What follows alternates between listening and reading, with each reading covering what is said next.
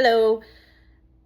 I am just thinking about how um, there's not enough information out there about how we move through life on autopilot for the most part. We truly think that we are rational beings and we're making every decision.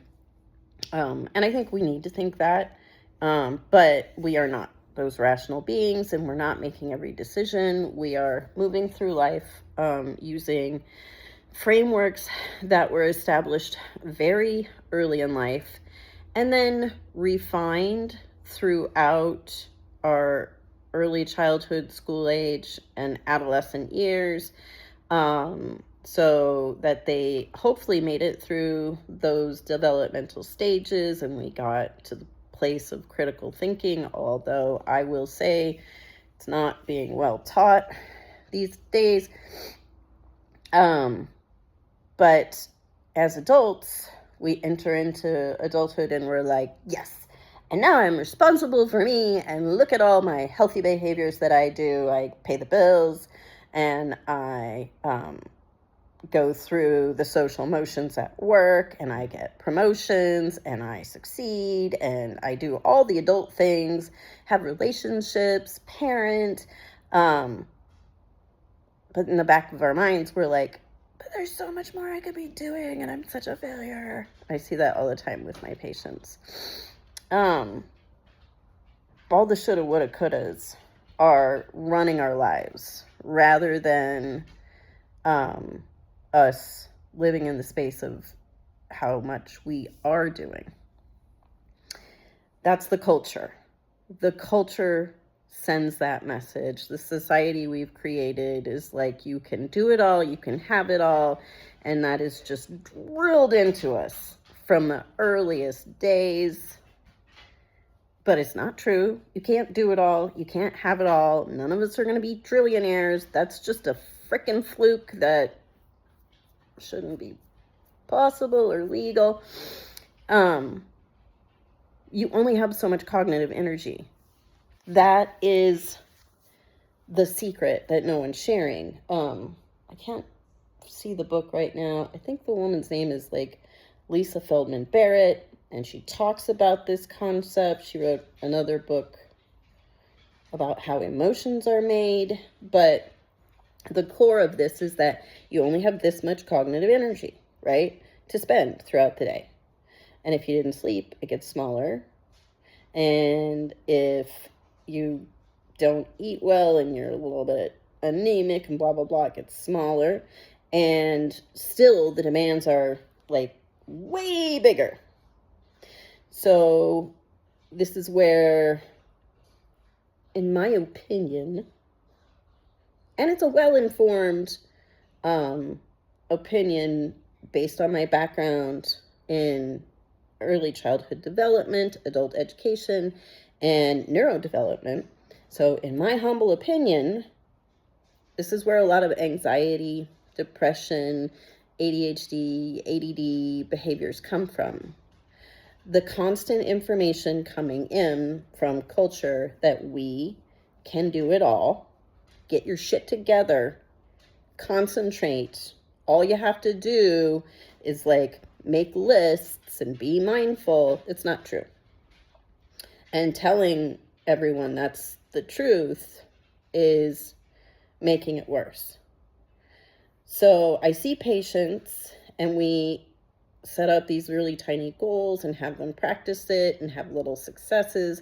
What I'm trying to do with patients is help them take the healthy habits they want to live every day and put them into that deeply integrated framework. And the only way you do that is through practice, reflection, mindfulness, and then tweaking things as life and routine changes. It takes a long time. It ain't no 3 weeks that makes a habit, people. That's a lie. So it takes a long time of practicing this and internalizing it into that foundational framework.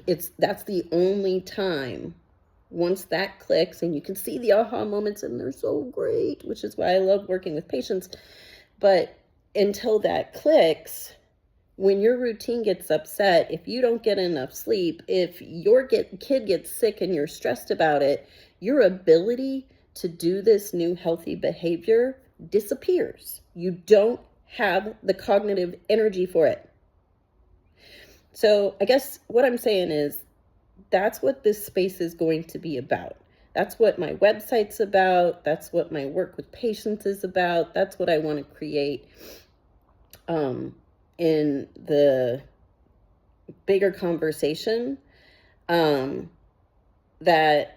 we need to stop the message that we can do it all and start focusing in on the message that we need to define our values and what matter most to us, and then look at our lives and say, okay, this behavior, this time on social media, or this social group, all of these don't really meet my values. I'm doing it because I feel like I should be. I need to be saying no to these things because what's really important to me is getting my blood sugar under control, getting my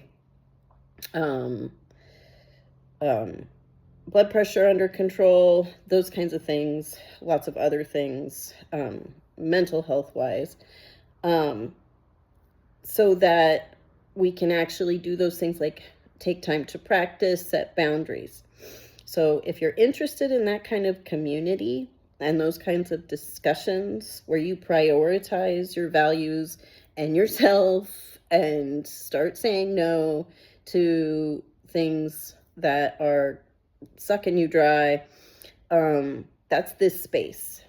So come back, like, subscribe, whatever, and let's have more of these conversations because you're important. You really are. And I want you guys to recognize the happiness that comes from letting go of the non-essentials. We'll talk more about what they are, but a lot of them are monetizing your attention. Hint, hint. So, yeah, just let's create that space. See you soon. Take care of yourself.